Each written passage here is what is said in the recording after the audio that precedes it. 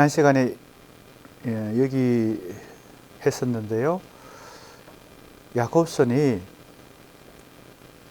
수사학의 기초 개념인 언유와 한유, 수사학의 오랜 역사를 살펴보면 전통 수사학 또는 고대 수사학 같은 말인데, 전통 수사학이 르네상스 수사학 혹은 고전주의 수사학 같은 말이에요. 르네상스 시대의 수사학을 고전주의 수사학이라고 부릅니다. 그 다음에 근대 수사학, 현대 수사학으로 전개되는 역사적 수사학의 역사적 전개 과정 속에서 주네트가 줄어드는 수사학이다. 5분야로 종합학문이었는데, 수사학은 인간이 언어를 사용하는 동물인 이상 이 언어와 밀접한 관련이 있는데, 인간의 사회생활에서 언어를 효과적으로 잘 사용하는 방법을 학문화한 수사학이 기초 공통학문, 요즘으로 따지면 기초 교양학문이기도 하고 종합학문이었는데 역사적으로 줄어들었다. 그래서 근대 수사학 이후에 현대 수사학으로 넘어오면서 언유, 환유, 제유로 압축되었는데, 그 속뜻은 그만큼 강한 힘을 가지게 됐다는 겁니다. 그 사례가 바로 뭐예요? 첫 번째 사례, 러시아 형식주의와 프랑스 구조주의의 기초 개념을 토대를 마련한 야콥슨이라는 이론가가 소시러의 현대 언어학, 구조주의 언어학의 여러 개념들을 차용해서 언유, 환유 가지고 뭐예요? 문학과 예술을, 원리를 설명하는 거예요.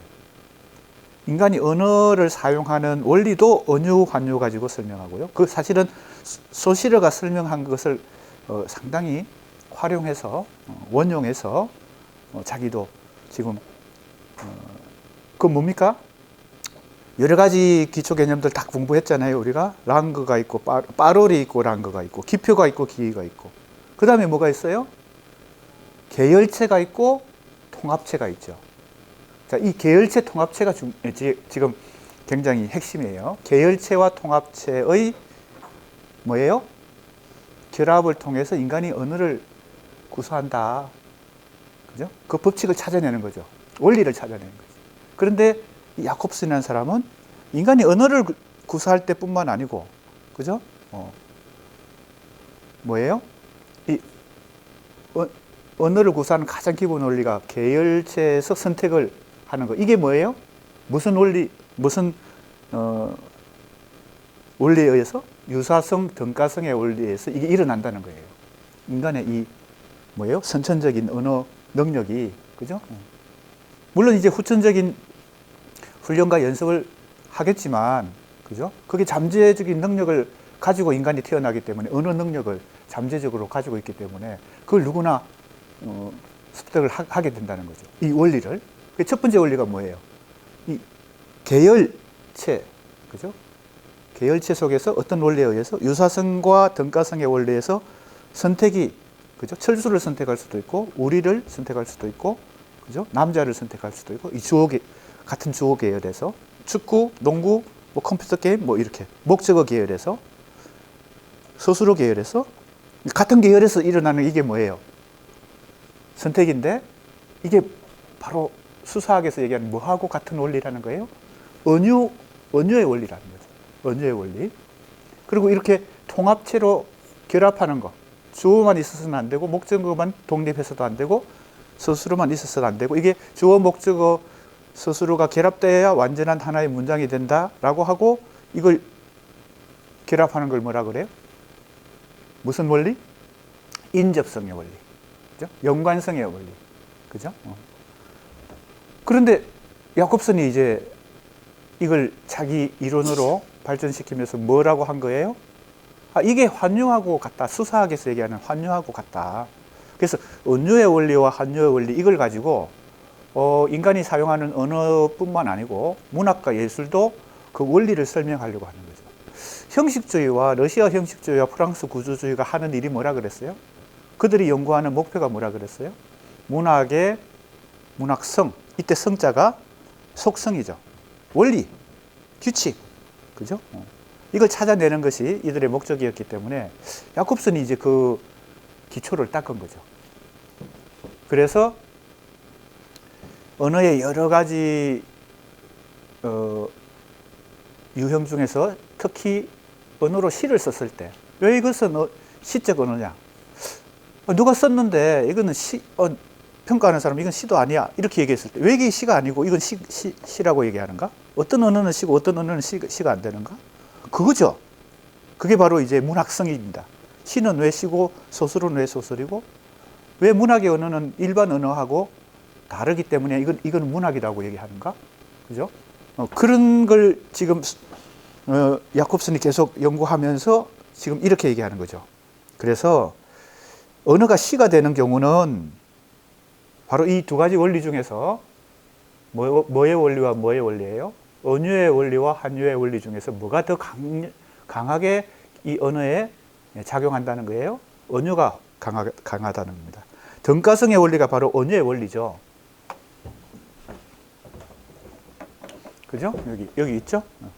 이렇게 이제 설명하는데 어렵지 않습니다. 말이 어려워 보이지만 시적 기능은, 언어의 시적 기능은 등가성의 원리를, 이게 바로 뭐의 원리예요? 언유의 원리잖아요. 언유가 일어나는 장소는 어디예요? 선택의 축이죠. 이 선택의 축이 뭐예요? 계열? 같은 계열에서 선택이 일어난다 그랬잖아요. 지금 이런 용어들을 잘 지금 이번 학기 수업을 이제 시작할 때 잘 닦아놔야 사실 이게 소시로부터 시작했고 그 다음에 야콥슨으로 지금 내려오는 개념이에요. 근데 이게 사실은 현대 20세기 이후에 인문학의 기초 개념들이에요. 이걸 모르면 다른 뭐 이게 철학, 뭐 사회학, 뭐 인문학을 하기가 조금 어려워요. 그래서 우리 이 국문과 전공 수업이니까 현대 비평론 이거는 기초 개념이다. 꼭 현대 비평론이 아니라 다른 어떤 공부를 하더라도 인문학을 하는데 뭐 그게 문학이든 뭐 언어학이든 뭐 철학이든 뭐 역사학이든 뭐 인문학 하는데 기초 지식이니까 요 개념들을 이번 기회에 잘 알아놓으라는 겁니다. 자, 이거 등가성의 원리? 자꾸 등가성 나오죠. 유사성이라고 말하기도 합니다. 이게 뭐의 원리예요? 언어의 원리고 그게 어디서 일어나요? 선택의 축이란 말이 이제 계열체란 뜻입니다. 같은 계열에서 선택이 일어난다. 그죠? 주어 계열, 목적어 계열, 서술어 계열. 그렇게 해서 선택을 우리가 자기도 모르게, 즉 무의식적으로 해서 언어가, 내가 말하는 언어들이 그 원리에 의해서, 그죠? 언어의 원리와 환유의 원리가 결합됨으로 해서 하나의 문장이 완성되어서 내가 그걸 뭐, 그죠? 노트에 쓰기도 하고 말로 하기도 한다. 그런데 그 원리는 내가 의식하고 하는 게 아니고 나도 모르게 하는 거지. 그게 바로 뭐예요? 나도 모르게 작용하는 그 규칙. 이게 랑거잖아요. 나도 모르게 하는 거. 즉 무의식 속에서 하나의 원리로 작동하는 거. 그러나 빠로는 내가 막 자유자재하지만 그 안에 랑거가 지배하고 있는 거지. 이 빠로를.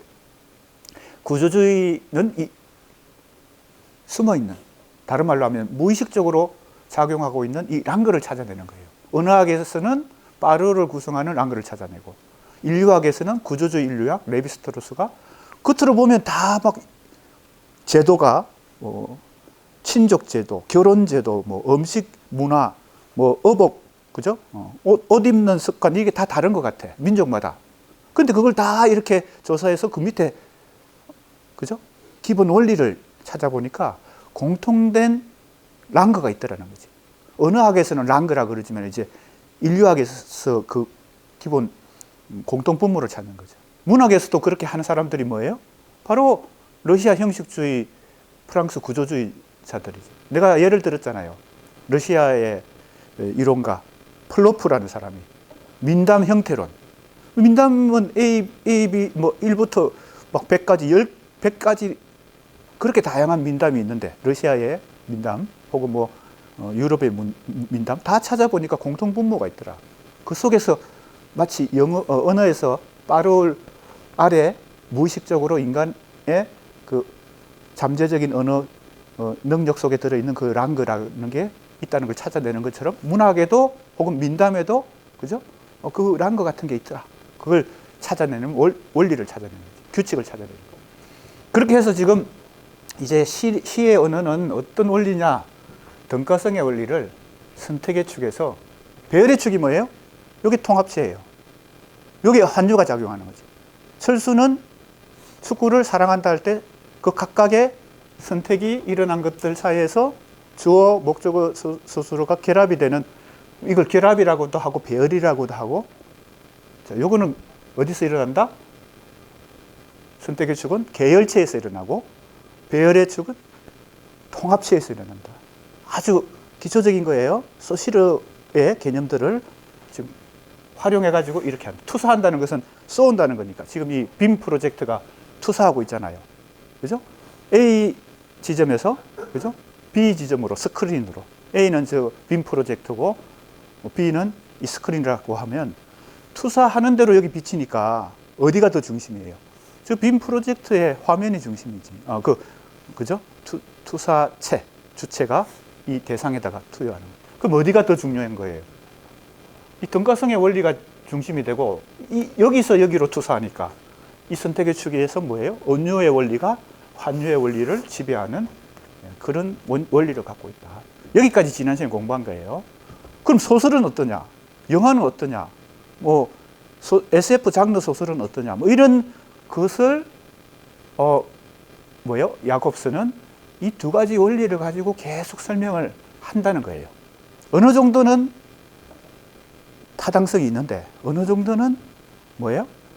아주 정교하지는 않다는 겁니다. 다시 말하면 도식성이 좀 있다. 왜? 이 세상에 많은 문학과 예술의 장르들을, 그 장르의 언어의 원리를 이 두 가지 가지고 다 설명한다는 것은 아무래도 뭐예요? 단순화의 오류가 있을 수 있겠죠. 그런 얘기를 이제 여기서, 그러나 이제 상당히 중요한 업적을 남겼다, 야콥슨이. 그리고 그의 이 야콥슨의 이러한 노력에 의해서 그 이후에 좀 더 세밀하고 정교한 러시아 형식주의가 발전하게 되고, 또 프랑스 구조주의의 기초를 제공하게 된다. 이런 얘기가 됩니다. 선택의 유사성이. 자, 이 용어들이 어려워 보여도 아주 기본적인 것만 잘 이해하면 돼요. 소시르가 다 얘기한 거야. 그죠? 선택은 유사성의 원리에 의해서, 배열은 인접성의 원리에 의해서. 그죠? 중첩된다. 그래서 야콥스는 인접성의 유사성이 중첩되는 시. 자, 인접성, 이것은 환유의 원리죠. 그죠? 인접하다는 것은 가까이 있다는 거예요. 연상이 되는 거야. 연상이. 동일한 건 아니에요. 유사성이란 것은 동일한 거예요. 동일한 가치를 갖는 거. 그래서 이제 조금 더 설명을 자세하게 합니다. 뭐라고 합니까? 인용 표시가 되어 있죠. 인접성은 환유의 원리죠. 유사성은 언유입니다. 유사성이 중첩되는 시에서는 환유는 모두가 다수는 언유적이고 언유는 모두 환유적이다 하면서 약간 자기 이론이 도식적이라는 걸 약간 이렇게 좀 보완하려고 해요. 근데 이 말은 뭐 하나만한 얘기인 것 같은데 왜? 언유와 환유가 그렇게 분명하게 구별되지 않는다. 그래서 시는 언유만으로, 언유의 원리로만 이루어진다고 말하기는 어렵다. 그러나 언유가 조금 더 비중이 크다. 뭐 이런 지금 얘기예요. 그래서 복합적이고 다의적인 속성을 가지게 된다. 자, 이제 그 다음에 여기 얘기는 이 야콥슨의 이러한 이론이 다소 도식적이다. 그리고 뭔가 새롭진 않다. 그런 얘기를 하는 거니까. 그러나 한편으로 이 얘기부터 이제 야콥슨의 이런 도식을 비판하는 폴드만, 그 다음에 슐라이프, 여기까지는 건너뛰도록 하겠습니다. 교재 페이지로 보면 건너뛰는 부분은 적절하게 너무 이번 한 학기에 많은 얘기를 하게 되면 공부하는데 오히려 부담만 커지니까 지금 어디서부터인가 하면요. 23쪽, 교재가 있는 사람은 23쪽 둘째 줄 그러나 한편으로부터 25쪽 셋째 줄까지입니다. 표시를 해두고 거기는 뭐 나중에 공부한다고 생각하면 돼요. 그리고 이렇게 건너뛰는 진도 범위는 중간고사, 기말고사에서도 나오지 않습니다. 출제되지 않습니다. 자, 이제 크게 보면 언유, 환유가 얼마나 강력한 힘을 갖고 현대 다양한 지식 체계에 관여하고 있는지를 보여주는 두 번째 사례는 정신분석학입니다. 정신분석학은 프로이트로부터 시작해서 그 이후에 수많은 파생, 즉 후계자들 낳았는데 그 중에 한 사람이 락강입니다. 락강만 있는 게 아니에요. 굉장히 많은 정신분석의 후계자들 혹은 비판자들 현대 20세기 이후에 상당히 많은 분파가 만들어졌습니다. 그 중에 이제 지금 락강이 상당히 세계적으로도 그리고 우리나라에도 많이 수용되고 또 많이 활용됩니다. 문학에 우선 정신분석학에서 락강이 그만한 영향력을 주고 있고요. 인문학 전반에, 문학에도 또는 또 다른 인문학에도 락강의 정신분석학이 상당히 큰 비중을 차지하고 있죠. 약간 이거는 이제 보충 설명인데 이건 이제 곁다리니까 많이 시간을 할애하면 안 될 것 같습니다. 지금 락강이 사실은 프로이트 이후에 수많은 분파가 있는데 뭐 너무 많죠. 우리가 익히 잘 아는 분파 중에 한 사람은 융입니다. 융의 뭐예요? 원형 이론 혹은 집단 심리학. 프로이트는 개인의 심리학을 주로 연구했는데 융은 그 제자 중에 한 사람이었지만 결별을 합니다. 서로가 우리 다시 보지 말자. 왜? 이론이 이제 너무 달라지니까요. 융은 개인의 심리가 아니라 집단의 심리가 있다. 그죠? 그리고 그걸 원형을 찾아갑니다. 그 무의식의 원형을 찾아가요. 그래서 이제 그걸 아키타입이다. 아키타입, 원형이라는 뜻입니다. 원형 심리학 혹은 집단 심리학을 연구하게 되고 그것도 하나의 중요한 정신분석학 이후에 하나의 학문 체계를 이룹니다. 지식 체계를 이루어요. 그래서 융의 심리학 이렇게 얘기하죠. 또 사회심리학, 뭐 에리 프롬도 있고 뭐 여러 분파 이 사회심리학. 왜냐하면 개인 심리학이 아닌 사회심리학, 그죠? 좀 더 큰 집단 속에서도 무의식이 작동한다. 뭐 정치권에서도 그죠? 어떤 무의식이 있겠죠, 그죠? 정치적 무의식이라는 게 또 있겠죠. 개인의 욕망에 대한 무의식뿐만 아니라 정치라고 하는 이 사회적 어떤 제도에 작용하는 무의식, 그걸 이제 정치적 무의식이라고도 할 수 있는데 이제 사회 집단 심리학 이렇게도 분파가 형성되겠죠. 융의 원형 심리학, 사회 심리학. 그리고 프로이트가 인간의 정신 구조를 몇 차례 설명하기 위해서 일종의 도식을 만들어냅니다. 그 도식이라는 것은 일종의 인간의 정신 세계가 이러한 구조로 되어 있다. 그 구조를 설명하는 일종의 모델이죠. 모델을 설명하죠. 그게 이제 1차 도식, 2차 도식 이렇게 나오거든요. 1차 도식은 뭐 가장 이게 원으로, 도식이라는 것은 이렇게 일종의 도표로 그려내는 거잖아요. 인간의 정신이 크게 세 가지로 3단, 세 개의 층으로 되어 있다. 가장 밑에 무의식이 있고 맨 위에 의식이 있는데 그 사이를 이어주는 게 전의식이다. 의식과 무의식 사이에 전의식이라는 게 있다.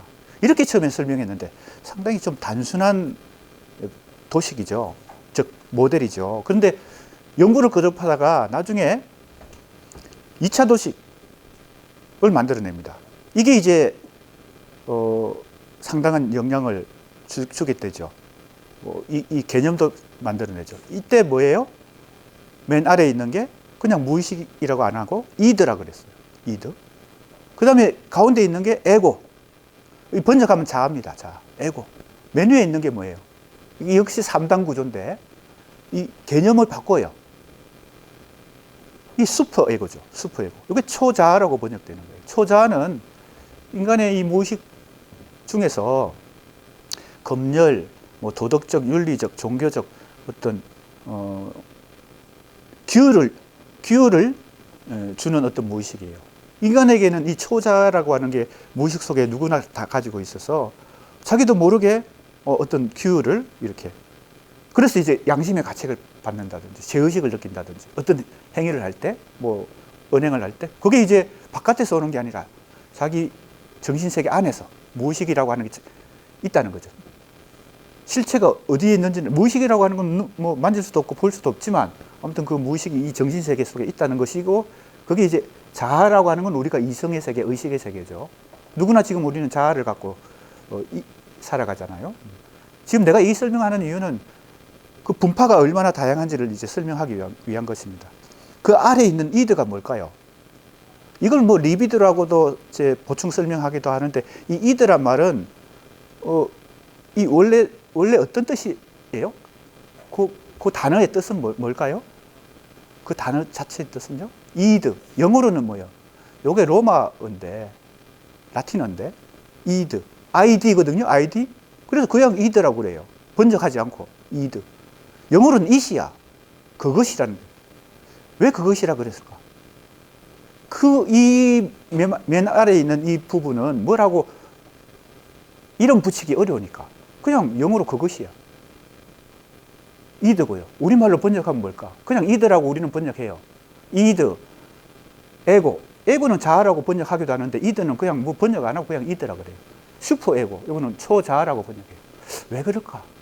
좋은 번역이 없을까? 이드. 좋은 번역 있죠. 거식이죠. 우리말로. 한국어 좀 알아요? 우리 외국인 학생들? 거식이란 말이 있습니다. 거식이. 거식이가 거식이에서 거식이하다. 이 거식이란 말이 왜 나왔을까요? 뭐라고 딱 이름 붙이기 어려우니까 거식이라 그러잖아요. 거식이야, 이게. 이드는 굳이 번역한다면 거식이야. 거식이가 존재한다는 거예요. 그 다음에 자아가 존재하고 초자아가 존재해요. 이게 2차 도식입니다. 1차 도식과 2차 도식이 딱 일치하는 건 아니에요. 무의식이 이드고, 그죠? 전의식이 에고고, 뭡니까? 의식이 슈퍼에고, 이게 아니잖아요. 그러니까 딱딱 이렇게 등가적으로 이렇게 대응하는 게 아니에요. 1차 도식과 2차 도식이 구조가 다른 거죠. 지금 내가 이거 설명을 왜 하는지 하면요. 프로이트 죽고 난 이후에 세계적으로 어떤 학파가 주류가 됐냐면 이 자아 학파예요. 자아.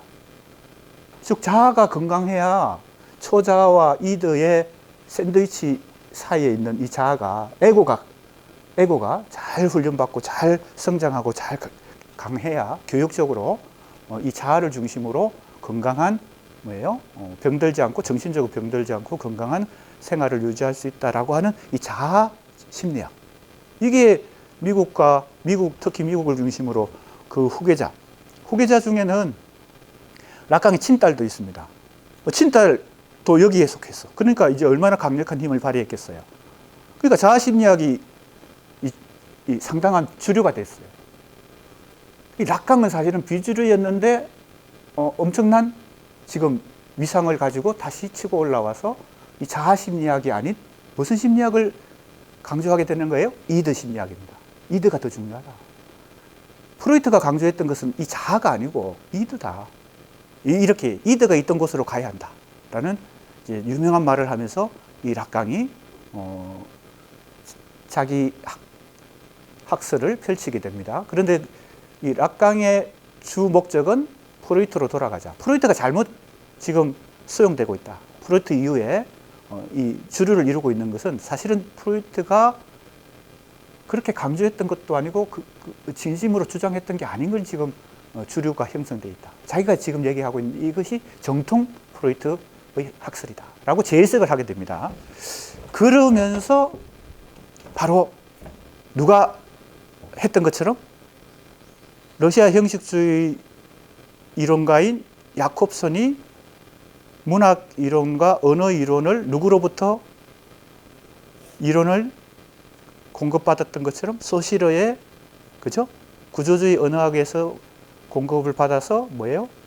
계열체 통합체 가지고 뭐예요? 언유의 원리와 한유의 원리를 이렇게 만들었던 것처럼 이 락강이 프로이트의 꿈 이론, 대표적인 무의식 이론이 꿈의 해석, 그죠? 꿈의 해석이라는 무의식 이론이거든요. 그 너무 유명한 책이잖아요. 그 이론을 어떻게 재해석을 해요?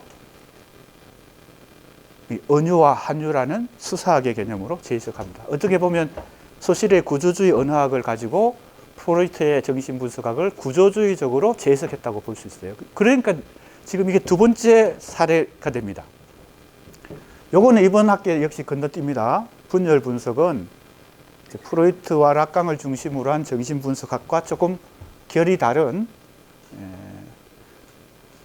프로이트, 락강으로부터 영향을 받았지만 들레즈가 그래서 상당히 그 이론을 많이 흡수했지만 카탈이라고 하는 정신과 의사를 만나가지고 상당히 다른 이론으로 다른 이론을 주장하면서 역시 프로이트 락강과는 대립적인 어떤 각을 세웁니다. 그래서 그게 분열 분석이 됩니다. 그것은 이번 학기에 공부하지 않는 걸로 하고 건너뜁니다. 자, 이제 설명을 진행해 보겠습니다. 그래서 건너뛰는 부분을 미리 얘기하면요. 어디서부터인가 하면 29쪽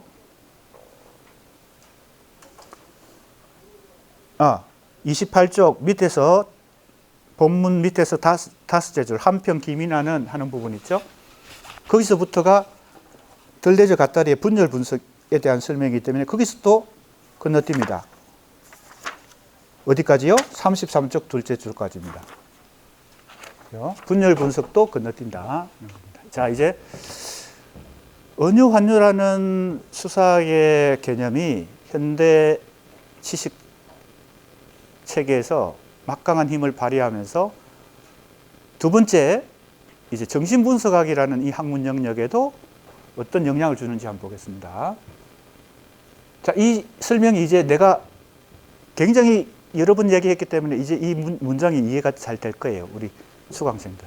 보세요. 어떻게 돼 있어요?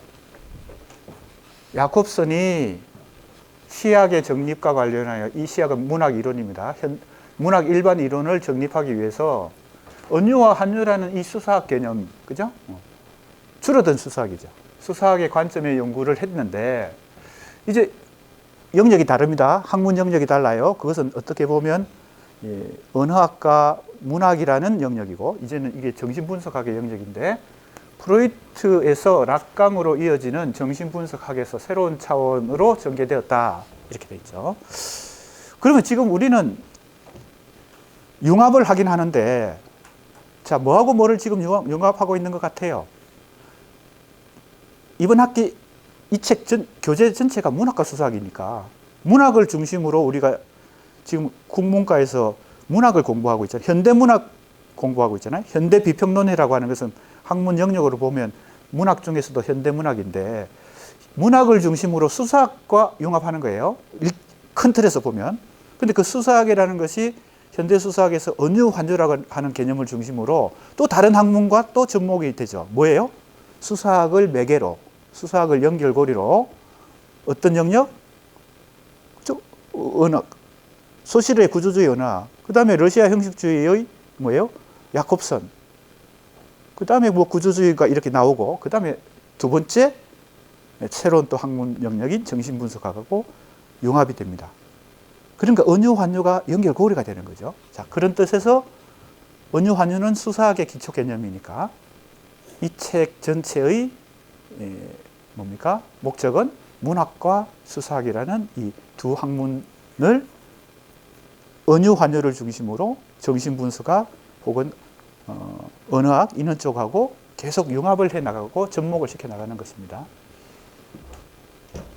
김인환 교수는 우리 고려대 국문과 명예교수이신데 지금 정년퇴직을 해서 국문과 교수로 재직하다가 이렇게 설명합니다. 형식주의 비평, 이게 러시아 형식주의로부터 구조주의로 이어지는 그걸 통틀어서 형식주의 비평이라고 말할 수 있거든요.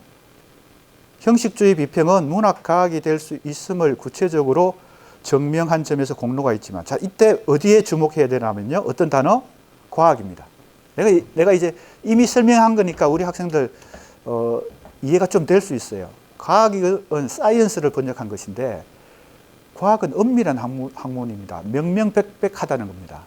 그래서 이것은 가치 중립적이고 누가 봐도 그것이 옳다라고 보는 겁니다. 그런데 문학을 연구하는 것은 과학이 되기가 쉽지 않죠. 문학 연구가 과학이 되기는 쉽지 않잖아요. 우리가 통계학, 경제학, 수학, 그죠? 물리학, 대표적인 과학입니다. 사회과학도 과학이라 그래요. 그런데 인문과학이라고 안 그러죠. 그냥 인문학이라고 그래요. 왜?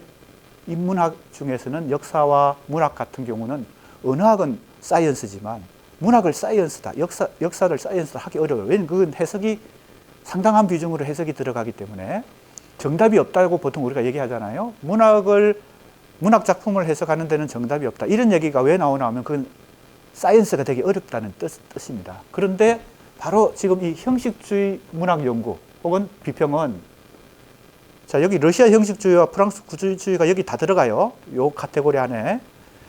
문학이 과학이 될 수 있다는 것을 구체적으로 보여줬다는 뜻에서 점에서 의미가 있다. 뭐 그런 얘기예요. 다른 어떤 문학 연구 방법도 문학 연구가 엄밀하게 객관적이고 사이언스가 된다는 걸 목표로 하는 연구는 없거든요. 자, 그런데 이게 이제 문제가 될 수 있죠. 왜? 과학이, 그래서 앞에서, 이거 기억나나요? 앞에서 우리 토도르프가 뭐라고 얘기했어요? 이 얘기가 기억나나요? 완전히 과학과 뭐 사이에 있다는 거예요? 해석과 과학 사이에 있다. 토도르프가 프랑스 구조주의자거든요. 구조주의 문학 이론가거든요. 그러니까 토도르프도 이렇게 정의를 했죠. 문학을 연구한다는 것은 과학을 지향하지만, 즉 목표로 하지만 완전히 과학이 될 수는 없다. 해석과 과학 사이에 있는 것이다. 그 사이에서 왔다 갔다 한다, 진동한다. 이렇게 얘기할 수밖에 없었던 것이죠. 그죠? 김인환 교수도 어떻게 얘기하는지 봅시다. 공로가 있지만 형식주의 비평은 문학 연구가 과학이 될 수 있다고 하는 것을 증명한 점에서 공로가 있지만, 자, 보세요. 언어학이 문학 비평의 기초 과학이라는 한계를 넘어, 자, 문학을 연구하거나 비평을 하는데 언어학이 어떤 중요한 방법이 된다는 겁니다. 그게 소시르와 야곱슨이죠. 그죠? 그래서 러시아 형식주의와 프랑스 구조주의가 그 기초 하에서 이제 이론을 발전시켰겠죠. 그런데 그게 뭐 한계가 있다는 거예요. 그것을 넘어서 문학 비평을 한 부분으로 포섭하는 유일한 과학으로 확장되는 현상에 의심을 품을 수밖에 없다. 즉, 언어학을 문학 연구의 기초 지식으로 채택하는 데에는 뭔가 한계가 있다. 뭔가 문제가 있다. 그러면 보완을 해야 될 거 아니에요. 언어학만 갖고는 안 된다는 겁니다. 언어학, 소시르, 야콥슨의 언어학적 방법 가지고, 그래서 야콥슨 아까 내가 얘기했잖아요. 야콥슨이 언유, 환유의 그 수사학 혹은 언어학의 그 기초 방법론을 가지고 문학과 예술을 다 설명하려고 하는데 그게 너무 뻔하잖아요. 그죠? 단순화되고 도식성이 있잖아요. 김인환 교수가 그걸 이제 얘기하는 거죠. 자, 다음과 같이 얘기합니다. 뭐라고 얘기해요? 만약 정신분석으로 언어학을 수정하고 언어학으로 정신분석을 수정하여 이루어지는 정신분석학의 언어학이 있다면 그 이론은 문학 비평의 기초과학이 될 수 있을 것이다. 그러면 이게 무슨 말이에요? 언어학은 과학인데 정신분석학은 완전한 과학은 아니라는 겁니다. 그것도 해석이 상당히 들어가죠. 꿈을 어떻게 해석해요? 거기에 얼마나 공식이 있을까요? 그죠? 그러니까 무의식을 연구하는 정신분석학은 바로 엄밀한 과학을 추구하지만, 목표로 하지만 해석을 개입시킬 수밖에 없다. 그래서 프로이트가 자기 책의 이름을 꿈의 해석이라고 썼지. 그죠? 꿈을 연구하지만 그걸 해석할 수밖에 없다. 완전한 정답은 없죠. 완전한 정답은 없지만 그 무의식에 근접하기 위해서, 조금이라도 더 가까이 가기 위해서 이제 가능하면 사이언스가 될 수 있도록, 그죠? 학문이 될 수 있도록 노력한 게 프로이트거든요. 그러니까 이제 언어학만 갖고는 안 된다. 이제 정신분석학과 언어학을 같이 결합시키면 문학을 연구하는데 좀 더 효과적일 것이다. 그 얘기예요, 지금. 그래서 김인환 교수가 정신분석적 언어학이다. 언어학과 정신분석을 결합시킨 것이다. 그러면서 누구를 주목하는 걸까요? 락강을 주목합니다. 우리나라에 이 락강이라는 굉장히 어려운 이론가거든요. 그래서 락강의 주 저서가 책이 한 권이에요. 에크리라는 책. 에크리가 프랑스어로 S가 붙어 있으니까 복수거든요. 글이라는 뜻이에요. 글. 문서, 글, 에크리. 근데 뒤에 S가 붙어 있으니까 복수죠. 글들이야, 글들. 자기가 논문 발표한 거. 이걸 다 모아가지고 평생 딱 한 권만 낸 거예요. 그리고 책 제목을 뭐라고 붙였을까요? 글들. 얼마나 심플합니까? 근데 거기에 엄청난 어렵고 난해한 자신의 이론이 다 망라되어 있는 거죠. 글들. 그리고 다른 책들이 좀 있어요. 요거는 논문집이고요. 세미나를 평생 했어요. 프랑스와 유럽의 지식인들이 이 세미나에 엄청나게 많이 참여해가지고 막 이렇게 자리가 없을 정도로 계속 평생 세미나를 했거든요.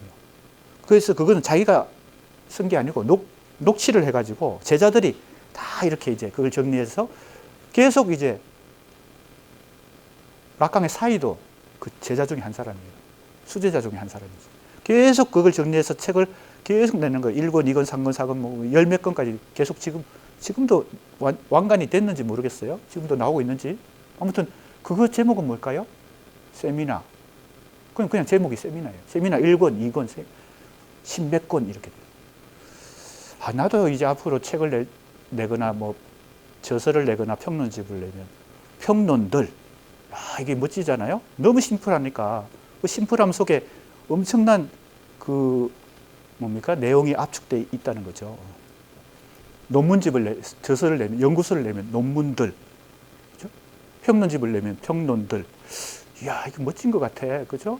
나도 좀 락강을 배워볼 필요가 있을 것 같습니다. 괜히 제목 만든다고 엄청 머리 짜고 막, 그죠? 고민하고 이럴 필요가 없을 것 같아요. 내용이 얼마나, 그죠? 무게감이 있고 수준이 높은가가 중요하지. 제목이 중요하지 않잖아요. 아무튼 또 옆길로 샜습니다. 지금 빨리 가야 될 것 같습니다. 자, 이제 프로이트 락강의 정신분석학은 너무 이제 방대하고 어떻게 보면 내용이 복잡하고 많기 때문에 지금 이 글은 역시 총론입니다. 압축해서 정말 필요한 부분만 이제 설명하고 추가되는 것은 나중에 다른 강론에 가서 또 공부를 해야 될 것 같습니다. 자, 이제 그러면 프로이트 락강의 아주 기본적인 특히 뭐하고 지금 접목되는 것만 보는 거예요. 굉장히 이론이 방대하지만 은유, 환유하고 접목되는 부분만 보는 겁니다. 은유, 환유만. 자, 이 부분 보겠습니다. 프로이트에 의하면 이제 프로이트의 이론을 중에서 아주 기초 이론입니다. 잠재적 꿈 사고가 외현적 꿈 내용으로 드러나는 과정인 꿈 작업. 자, 요게 프로이트가 한 용어들이에요. 내가 붙인 게 아니에요. 프로이트가 이렇게 말했어요. 어느 책에서? 꿈의 해석이란 책에서. 꿈의 해석이 언제 나왔을까요? 정확하게 1900년에 나왔습니다. 프로이트는 오스트리아 사람인데, 오스트리아. 1900년이니까 지금으로부터 125년 전이죠. 125년 전에 낸 꿈의 해석이라는 이 책이 125년이 지난 지금에도 중요한 인문학의 기초 도서입니다. 필독서입니다. 그런데 이 책에 자신의 무의식 이론의 아주 기초 내용들이 다 들어있어요. 그런데 이것은 완전히 결론만 얘기한 게 아니에요. 뭐예요? 사례 꿈을 분석한 해서 인간의 무의식을 연구한 자기가 실제로 그 과정을 다 설명하고 있는데 어느 정도는 이제 자기가 결론에 도달한 것, 중간 결론에 도달한 것들을 다 정리하고 있는 거죠. 그러나 이것은 다 무엇을 통해서 얻어진 겁니까? 기납적으로. 자기가 책상 앞에 앉아가지고 집필해가지고 그냥 이 이론을 원리만 설명한 게 아니에요. 임상을 통해서, 임상이란 게 뭡니까? 임상은 치료 행위를 임상이라고 합니다. 의사거든요. 프로이트는 철학자가 아닙니다. 의사입니다. 정신과 의사예요. 그러니까 의사가 환자라고 이제 얘기하지 않습니다. 나중에 프로이트가. 락강은 더군다나 그래요. 주체라고 그래요. 나중에 락강은. 이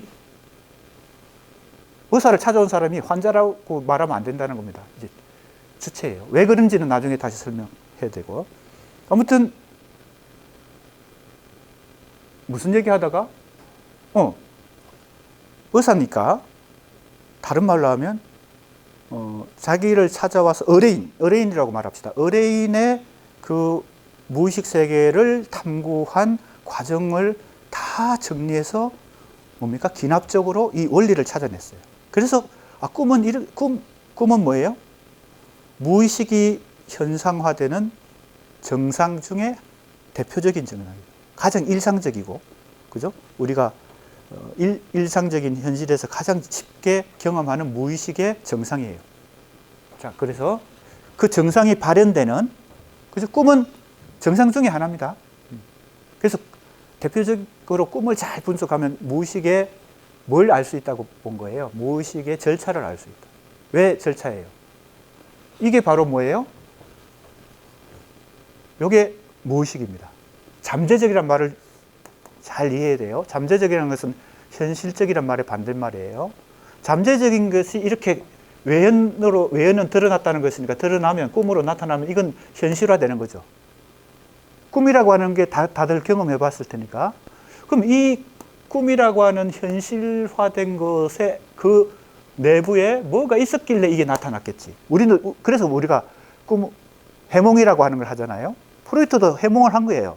꿈의 해석이니까, 책 제목이. 그럼 이 현실에 숨어 있는, 그게 잠재입니다. 잠재적인 꿈 사고라고 표현했는데, 이걸 쉽게 얘기하면 이게 우리가 무의식이란 거예요. 무의식의 X라고 합시다. 이걸 X라고. 요 Y라고 합시다. X가 Y가 되는, 그래서 외현된다는 것은 겉으로 드러난다는 뜻이잖아요. 겉으로 드러나는 내용. 사고가 내용이 된다, 이런 뜻이에요. 그래서 요 용어들은 프로이트가 이렇게 요 용어를 사용했기 때문에 그대로 가져온 겁니다. 그래서 뭐 사고라고 했다가 내용이라고 그랬다가 이런 것 때문에 헷갈리지 말고, 잠재적 꿈 사고는 무의식이야. X야. 그것이 외현적 꿈 내용으로 드러났으니까 이건 Y야. 이건 우리가 실제 꿈을 꾼 거예요. 우리가 꿈을 꾸면 어느 정도는 기억하잖아요. 그죠? 상당히 잊어버리지만 기억해요. 그게 외현적 꿈입니다. 그러면 X가 Y가 되는 과정이 있잖아요. 그 과정에 뭔가 법칙이 있다고 생각한 겁니다. 누가? 프로이트가 법칙이 있다고 생각한 거예요. 그게 꿈 작업이다. X가 Y가 되는 그 과정을 꿈 작업이다. 그렇게 했어요. 이해가 되죠? 아주 어렵지 않습니다. X가 Y가 되는 과정이 꿈 작업이야. 그런데 프로이트가 그 기납적으로 임상을 통해서 이 꿈 작업의 원리를 찾아냈어요. 이걸 찾아내면 어떻게 돼요? 우리는 Y로부터 X를 다시 찾아야 되잖아요. 그게 꿈 해몽이잖아. 꿈의 해석이잖아. 도대체 어떤 무의식이 있었길래 Y라는 꿈이 나타났을까? 그러면 우리는 Y를 잘 해석해서 다시 X로 돌아가야 되죠. 그러면 이것을 일종의 이걸 압축된 파일을 풀어야 되잖아. 풀어야 이게 의미를 알 수 있죠. 꿈 작업의 원리를 다 기납적으로 찾아본 거예요. 자기 꿈도 분석하고, 의뢰인들의 꿈들도 다 분석하고 해가지고, 그게 이제 꿈의 무의식 분석이죠. 꿈이 만들어지는 과정을, 절차를, 법칙을, 이치를 찾아냈어요. 그래서 이 두 가지가 핵심인데, 사실 이 두 가지 말고도 여러 개가 이 꿈의 해석이라는 책에 나옵니다.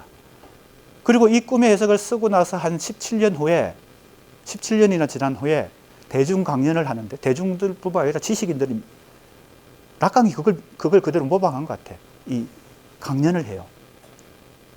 그걸 두 권으로 책이 나왔는데, 그 프로이트 전집 안에 들어 있습니다. 그래서 꿈의 해석보다 조금 더 진전된, 혹은 조금 더 정리가 잘 된 강연을 하면서 이제 자기가 17년 전에 쓴 꿈의 해석을 다시 더 이론을 발전시켰을 거 아니에요. 그게 정신분석 강의라는 책 2권으로 우리나라에 번역된 2권에 다시 그 꿈의 이론이 다 정리가 더 잘 되어 있습니다. 3권을 읽어봐야 되겠죠.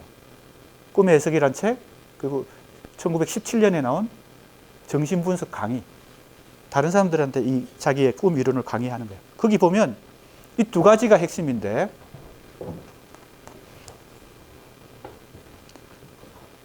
빠진 건 내가 얘기를 해줄게요. 이거 참고로. 왜냐하면 재밌잖아요. 꿈을 해몽한다는 건 재밌잖아요. 자기한테 적용을 해보세요. 첫 번째는 시각적 형상화입니다. 무슨 말인가 하면요, 꿈은 마치 영화나 연극 무대 위에서 일어나는 어떤 형상, 시각적 형상화가 일어난다는 겁니다. X는 어떤 감각성이 없잖아요. 무의식이라고 하는 것은 시각, 청각, 촉각, 후각이라는 감각이 없는데, 이 꿈은 감각을 가지고 나타나는데 특히 시각적으로 나타난다. 그러니까 영화를 본다고 생각하면 됩니다. 여러분들 꿈 꿨을 때 그걸 한번 체크해 보세요. 영상으로 나타나요. 즉 영화나 연극처럼 나타나. 그게 첫 번째예요. 시각적 형상. 두 번째는 2차 변형이라고 말했는데, 2차 변형은 다른 말로 하면 서사로 변형되는 것입니다. 서사란 말이 뭐예요? 이야기를 갖춘 형식으로 나타나요. 그러니까 간단해. 영화의 어떤 드라마처럼 나타나요. 연극의 드라마처럼 나타나. 서사의 요소가 뭐예요? 인물, 사건, 배경이 있다는 거잖아요. 그러니까 X는 아무것도 아닌데, 아무것도 아니라는 것은 형체가 없는데, Y는 형체를 가진 것으로 나타납니다. 인물이 등장하고요, 사건이 등장해요. 배경도 물론 등장하겠지. 자, 여기까지 이해가 됩니까? 첫 번째 시각적 형상화, 두 번째 서사적 변형. 이야기로 나타나. 이야기가 되려면 인물, 사건, 배경이 필요하다는 얘기예요. 그러니까 특히 꿈을 꾸는 자기 자신이 주인공으로 잘 나타나죠. 자기가 안 나타날 수도 있지만 대부분 나타나잖아. 그것도 서사적 변형이야. 세 번째가 이겁니다. 압축이고, 네 번째가 전이에요. 자, 요것을 이제 설명해야 돼요. 프로이트는 모든 걸 사례를 다 종합해서 기납적으로 이걸 설명해요. 그냥 이론에서 나온 게 아니에요. 연역에서 나온 게 아니에요. 다 꿈을 다, 그죠? 검토해보고 자기 꿈, 의뢰인들의 꿈, 많은 사람들을 다 종합해서 이 법칙들을 찾아냅니다. 이 X가 Y가 되는 법칙들을, 꿈 작업의 과정을 설명하는 거예요. 그럼 5번째가 뭘까요? 뒤집히는 거예요. 이 전도라는 말을 붙였습니다. 그래서 우리가 해몽을 할 때 꿈은 거꾸로다 이런 말을 하는데, 그게 여기에 해당됩니다. 뒤집혀서 나타나는 거예요. 실제 무의식이 반대로 나타나는 거예요. 자, 그 5가지 설명했죠? 그 중에 이제 가장 지금 중요한 것은 우리가 언유, 환유를 중심으로, 특히 5개 중에 이게 2개가 중요해요. 압축과 전이. 이거 아주 복잡하게 설명합니다. 프로이트가 꼼꼼하게 다 기납적으로 정리를 했어요. 꿈이 어떻게 만들어지는지. 자, 첫 번째 압축은 뭘까요? 꿈 사고에 여러 번 나타나는 요소들을 선택하여. 자, 이때 선택이 나옵니다. 이해가 되나? 선택이 나온다는 거 잘 이해해야 돼요. 여러 번 나오는데 그 중에 선택이 돼서 새로운 통합체를 만든다 그랬어요. 그 다음에 공통점을 가진 여러 잠재 요소가 하나의 단일 요소로 용해된다. 말이 어려워요. 근데 쉽게 설명해 볼게요. 이게 바로 압축은 X가 있고 Y가 있는데, 이게 X-로 압축이 되는 수가 있어요. X, Y라는 2가지 인물 혹은 사건 혹은 배경이 X와 가장 닮은 X-로 통합이 되는 거예요. 압축이라는 것은 합해진다는 뜻이잖아요. 사실은 복수인데 하나로 합해지는 거예요. 압축이 일어나는 거지. 우리가 압축 파일 만들듯이 꿈도 압축성이 있는 거예요. 그러니까 내가 현실에서 경험했던 어떤 무의식의 경험들이, 그죠? X가 있고 Y가 있고 Z가 있는데 그 중에 Y-로 통합이 돼 버린다. 이것도 압축이에요. 왜 Y-예요? Y와 똑같지는 않죠. 왜? X도 거기에 압축이 되어 있을 거고, Z도 압축이 되어 있을 테니까 Y- 같은 게 나타나는 거지. 아니면 G- 같은 게 나타나는 거지. 그죠? 아니면 아예 새로운 통합체가 나타나는 경우, 이게 첫 번째고요. 두 번째, 공통점을 가진 하나의 단일 요소, 그러니까 X, Y가 있는데 G가 나타나는, S, Y, G가 있는데 I가 나타난다든지. 왜? 이 새롭게 나타난 것은 이 이전에 있던 X, Y, G를 다 그 공통점들을 다 통합해서 압축이 돼서 I라고 하는 게 나타났다. 꿈이라고 하는 건 그런 속성이 있다는 겁니다. 압축성이 있다는 겁니다. 여러 단일한 사건들, 인물들, 배경들, 경험들, 무의식의 경험들이 모아져서 통합돼서 나타난다. 그러니까 꿈은 그걸 잘 풀어야 되겠지. 압축성이 있으니까요. 자, 이건 미리 설명합니다. 프로이트는 여기까지 꿈을 해석했어요. 나중에 락강이 이걸 뭐라고 자기가 해석할까요? 프로이트가 말한 꿈의 중요한 원리인 압축성은 수사학적으로 얘기하면 그건 언유와 같다 이렇게 얘기합니다. 왜 그럴까요? 이 압축의 원리는 뭘까요? X와 Y가 X-로 통합이 되거나 X, Y가 새로운 G로 통합되거나 이 압축의 원리는 유사성, 등가성에 있거든요. 비슷하기 때문에 비슷한 무의식의 충격을 받았기 때문에 그게 하나로 압축되는 거예요. 어떤 인물에게 내가 모욕을 받았어요. 그게 어떤 사람이든. 근데 또 몇 년 지나서 또 비슷한 모욕을 받아. 그건 다른 사람이야. 그죠? 그래서 권투 치고받고 코피 터지고 했는데 왜 내가 인격적 모욕을 받았기 때문에 내가 복수를 했어. 근데 이전에 벌어진 것과 두 번째 5년 후에 벌어진 것은 아무 연관성이 없는 일인데 등가성이 있죠. 비슷한 경험이죠. 그죠? 그러니까 이게 꿈에서는 하나로 압축돼서 나타나요. 5년 전의 사건하고 비슷한 사건으로 압축될 수도 있고 아예 이 두 개의 사건과 별개의 사건으로 꿈에 나타날 수도 있지만 그 두 가지 경우가 조금 다르지만 아무튼 원리는 뭐예요? 이 압축의 원리는 등가성의 원리예요. 인물이 비슷하거나 인물의 속성이 비슷하거나 뭡니까? 사건이 비슷하거나 그죠? 배경이 비슷하거나 내가 편의점에서 그런 일을 2번 겪었어. 그럼 편의점이 꿈에 나타나는 거예요. 그죠? 이게 압축입니다. 어떤 원리에 의해서 압축이 생긴다고요? 등가성, 유사성입니다. 자, 그러면 락강이 이걸 뭐라고 설명할 수 있을까요? 마치 야콥슨이 하는 거하고 비슷하죠. 그죠? 야콥슨이 소시로 이론을 가져와서 수사학 이론을 접목시키는 것처럼 꿈의 이론의 첫 번째 원리인 압축은 언유라고 설명할 수 있다. 언유의 원리하고 같다. 두 번째, 전이는 꿈 사고의 여러 요소 중에서 어느 하나만 부당하게 확대되거나 잠재적 요소가 고유의 요소에 의해서가 아니라 관계없는 것. 자, 관계없는 것처럼 보이는데 이게 인접성이에요. 뭔가 먼 연관성이 있는 거죠. 그렇게 밀접한 연관성이 아니라 뭔가 거리가 있는 연관성입니다. 철수는 영희를 사랑한다. 이게 주어 목적어 스스로가 결합되는 것과 비슷하지. 뭔가 인접성이 있는 겁니다. 연상의 효과가 일어나는 겁니다. 그래서 이것도 꿈에서 예를 들면요.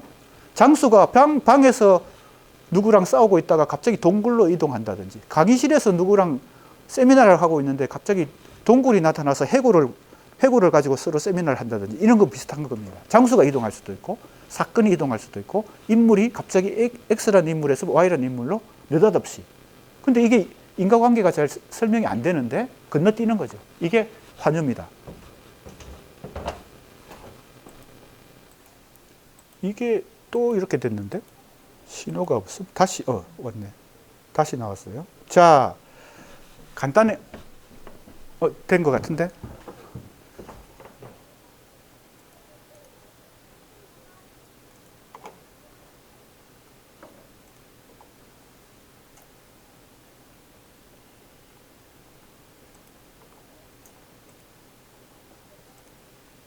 그래서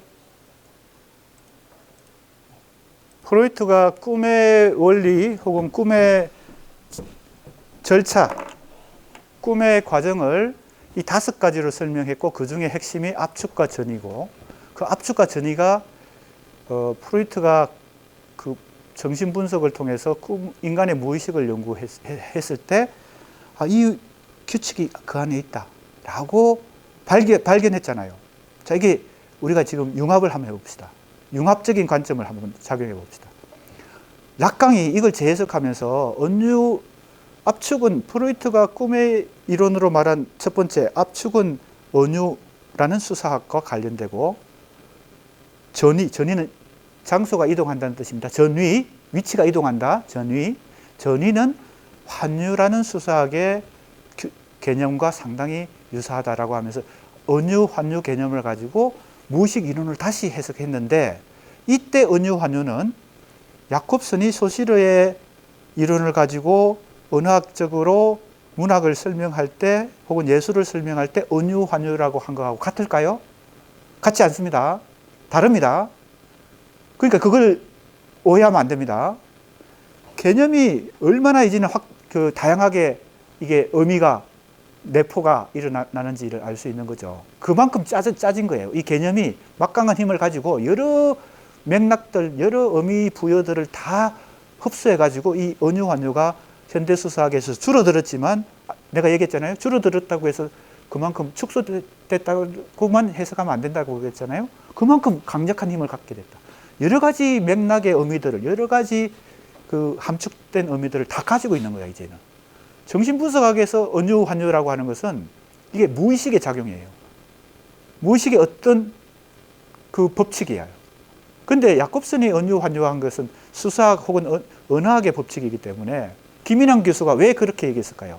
언어학과 정신분석학을 결합시키는 어떤 방법론을 가지고 문학을 연구하면 더 효과가 있을 것이다. 언어학만 갖고는 안 된다. 라고 얘기한 것은 야콥슨의 이론만 갖고는 안 된다.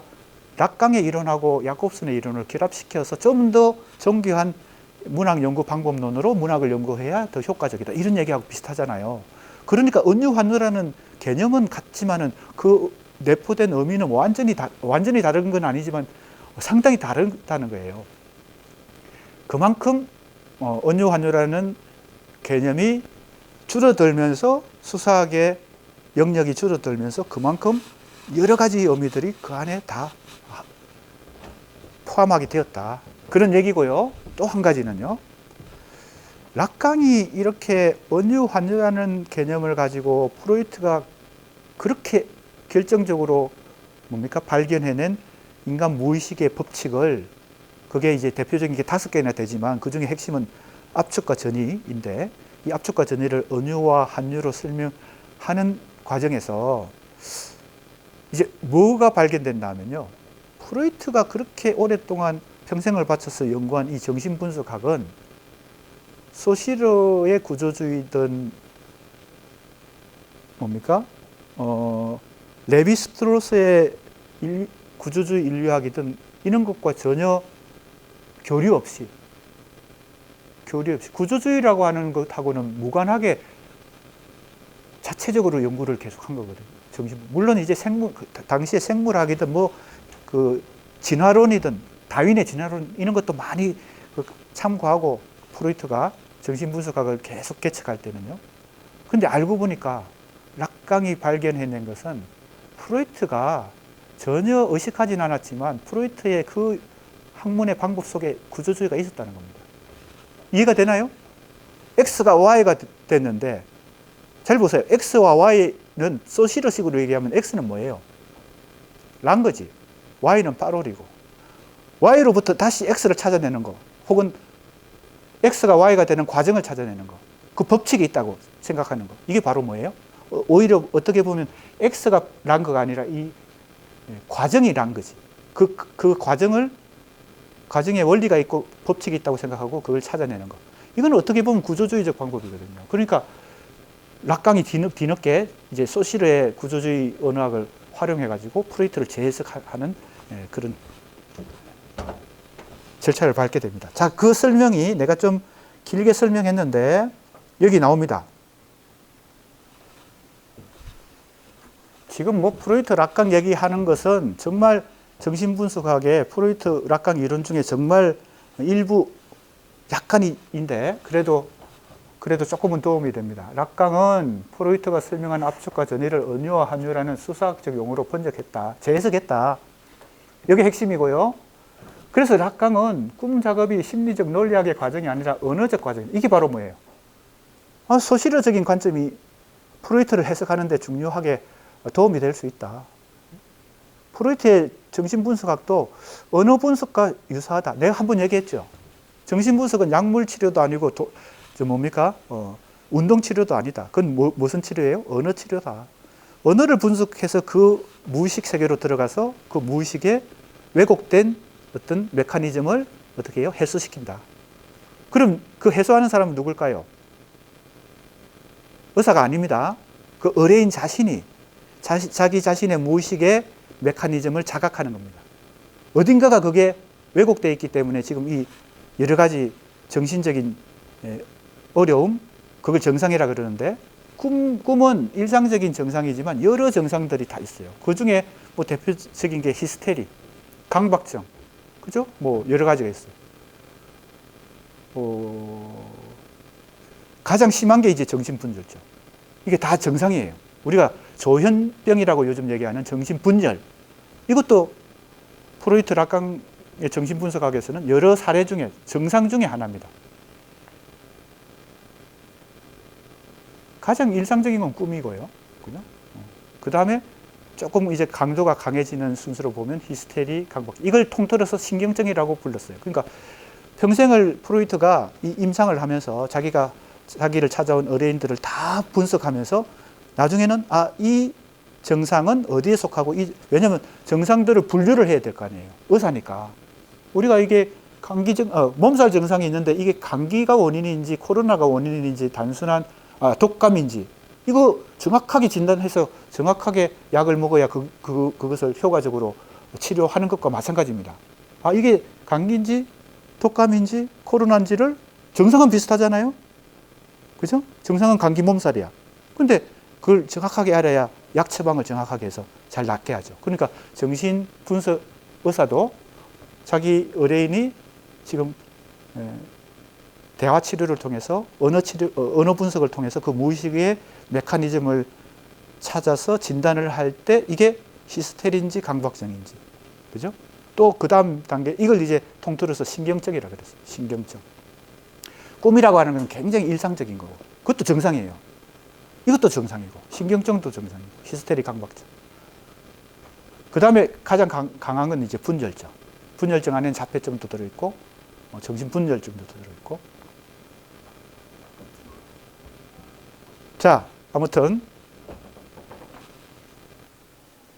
야곱슨의 실효적 연구를 참조한 락강은, 실효적 연구 얘기했죠, 야곱슨이. 말을 못하게 된 환자를 조사해 보니까 장애가 생기는데 바로 그 언유 장애가 생긴 환자가 있고, 언유 장애가 생기면 문장은 되는데 이게 단어를 잘 못 찾아내고, 그죠? 부분을 못 찾아내겠지. 왜냐하면 이게 선택을 잘 못하는 거야, 선택을. 배열은 잘 하는데, 그죠? 반대가 있겠죠. 선택은 잘 하는데 이제 배열이 안 되는 사람이. 그러니까 야콥슨이 자기 이론을 증명하기 위해서 이제 임상적으로 이제 의학적인 어떤 사례를 일종의 뭐 증명을 하는 거지. 그 실효증 환자들의 사례를 통해서 증명하는 거지. 인간의 잠재적 언어 능력은 이 두 가지의 결합으로 되어 있는데 어느 하나가 장애가 일어나는 경우들이 생긴다. 그게 이제 실효적 연구예요. 락강은 언유를 다른 단어를 위한 단어, 즉 이게 유사성과 등가성에 의해서 어떤 단어를 선택하는 겁니다. 다른 단어를 위한 단어, 대체를 통한 의미 효과, 이때 의미가 발생해요. 제가 좀 다른 이유가 바로 이런 데 있습니다. 락강의 이 정신분석학에서 언유라고 하는 것은 부가적으로 어떤 효과를 만들어내냐 하면요, 의미가 발생해요. 언유가 작동할 때는 의미가 발생해요. 등가성, 그 무의식의 언어 작용 속에서 등가성과 유사성에 의해서 언유가 언어 행위로 생겨났을 때는 뭡니까? 의미가 발생한다. 그럼 반대로 환유는 뭘까요? 의미를 방해합니다. 의미가 잘 결정이 안 돼요. 그래서 계속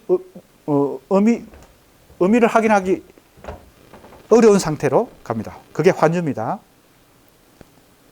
자, 이런 걸 우리가 이제 문학 비평을 할 때, 문학 연구를 할 때 적용해 볼 수 있죠. 어떤 사람의 시를 분석하는데 이 의미가 분명한 언어를 구사한다. 이건 언유의 원리고, 의미가 잘 비유를 구사하거나 상징을 구사하는데 의미가 잘 발견이 안 돼요. 왜? 이게 계속 결정이 안 되기 때문에. 그건 환유의 원리입니다. 그래서 이렇게 설명합니다. 락강은 환유를 단어에서 단어로 새로운 의미를 산출하지 않으면서 병렬하고 지시합니다. 그래서 환유는 부분으로 전체를 대신하거나 기표에서 다른 기표로 미끄러진다. 자, 이렇게 해서 큰 틀에서 은유, 환유를 중심으로 야콥슨을 설명하고 그 다음에 락강을 설명했습니다. 약간 어려운 얘기들이 있는데 왜냐하면 이건 정말 기본적인 얘기니까 이 정도에서 이제 출발을 해야 된다는 겁니다. 이 기초 지식에서. 자, 그러면 이제 락강은 이제 이 은유, 환유를 가지고 굉장히 어렵고 난해한 얘기까지 합니다. 그래서 락강에 아까 얘기했던 그 액거리라고 하는 책이 이렇게 두꺼운데 우리나라의 번역이 한 5년 전에 완간이 됐어요. 그만큼 번역하기가 어려운 거죠. 그 번역하는 데 시간이 10년 이상 걸렸다는 거예요. 번역자가 한 사람만 투입된 게 아니라 여러 사람이 번역했는데도 읽어보면 실제 어렵고 난해합니다.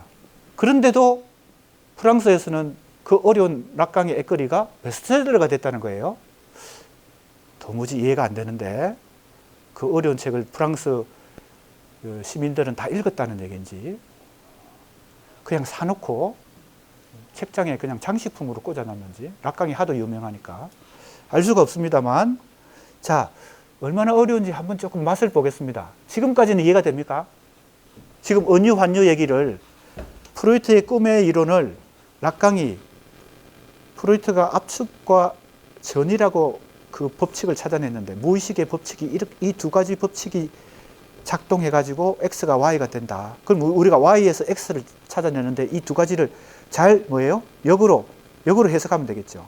압축이 일어났고 전이가 일어나서 이렇게 됐으면 프로이트의 기본 꿈 이론은 이거거든요. 꿈의 원리는 뭐예요? 소망 성취예요. 현실에서 내가 소망이 있는데 소원이 있는데 현실에서는 성취하기 어렵지만 그걸 무의식에서 대신 꿈을 통해서 성취한다는 거예요. 그럼 너무 쉽죠. 내가 꿈꾼 것이 내가 현실에서 이루지 못한 소망이야. 얼마나 쉬워요? 그런데 실제 꿈이 그렇게 단순하지 않다는 겁니다. 그래서 프로이트가 꿈을 연구해가지고 이 5가지나 되는 왜곡과 변형의 법칙을 찾은 거예요. 간단히 얘기하면 꿈은, 즉 무의식의 정상은, 자, 무의식 X가 Y라는 정상으로 나타나는 이 법칙은 그대로 나타나지 않는다는 겁니다. 왜곡과 변형의 과정을 거쳐서 왜곡된 채 나타난다는 겁니다. 그래서 이 꿈을 해석하는 게 어려워요. 이 X를 찾아내는 게 Y가 어떤 결과예요? 왜곡과 타협과 변형의 결과이기 때문에. 그럼 이 왜곡과 타협과 변형의 법칙을 찾아야 되는데 그 법칙을 찾은 게 이 5가지예요. 그 중에 압축과 전이지. 그러니까 이게 변형돼서 나타나니까 소망이, 내 소원이 변형돼서 나타나니까 꿈에 X를 찾기가 어렵죠. 이해가 됩니까? 자, 그러니까 프로이트가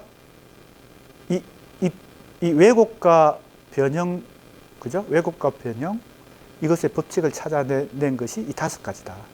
락강은 그걸 다시 은유와 환유의 법칙으로 다시 설명했다. 그럼 우리도 어떤 교훈을 얻을 수 있겠어요? 마치 우리가 문학 작품을 분석할 때 혹은 연구하고 비평할 때, 시를 분석하고 소설을 분석할 때 마치 뭐와 같아요? 꿈을 해석하는 것 같죠. 어때요? 비슷하지 않겠어요? X가 그냥 Y가 되지 않죠.